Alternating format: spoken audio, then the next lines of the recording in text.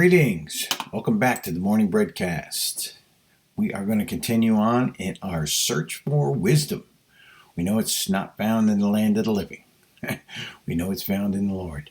So we are going to continue. We are in chapter 12 of the book of Proverbs, and we are going to pick it up where we left off last time.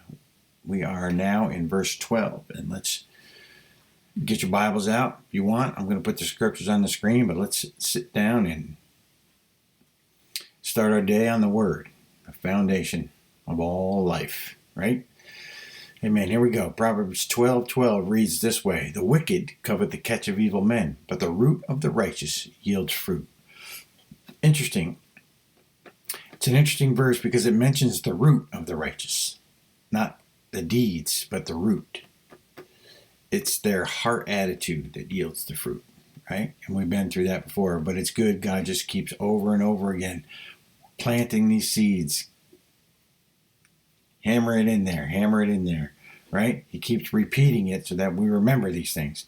Verse 13 reads as follows: "The wicked is ensnared by the transgression of his lips, but the righteous will come through trouble," right? Verse 14 says, "A man will be satisfied with good by the fruit of his mouth, and the recompense of a man's hands will be rendered to him." Okay, here we see again God reminding us, right, of our speech, right? Remember, life and death are in the power of the tongue, and we will eat the fruit of it. We've gone over that before. Remember how you're speaking. Speak good, right? Let's move on to verse 15, and it says, "The way of a fool is right in his own eyes, but he who heeds counsel is wise." And elsewhere in Proverbs, that same subject matter is in chapter 14, verse 12, where it says, "There is a way that seems right to a man, but in the end, it is the way of death." Now, we could spend a week on this one.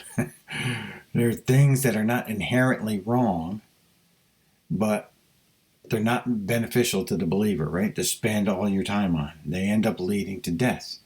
I mean, think of selfish ambition. You want to succeed. You want to, it's not inherently wrong, but you get so caught up into it. You'll do whatever it takes and you put it aside. It's like your quest for fame or quest for whatever, quest for riches.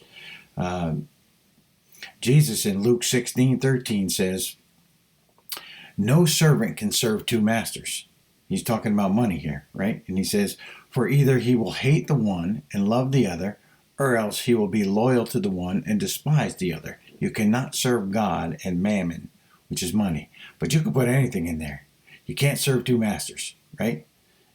God and fame. You can't serve them both. It's either God or nothing else. There is nothing else, right?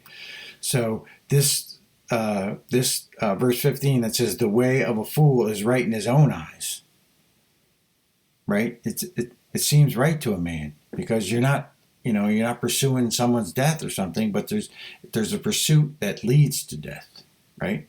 And it's anything that's outside of putting God first in your life, right?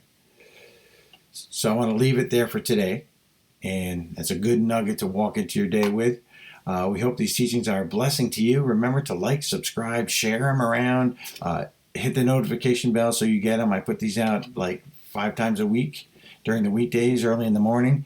I hope they're a blessing to you, and I hope to see you again next time on the Morning BreadCast. God bless and have a great day.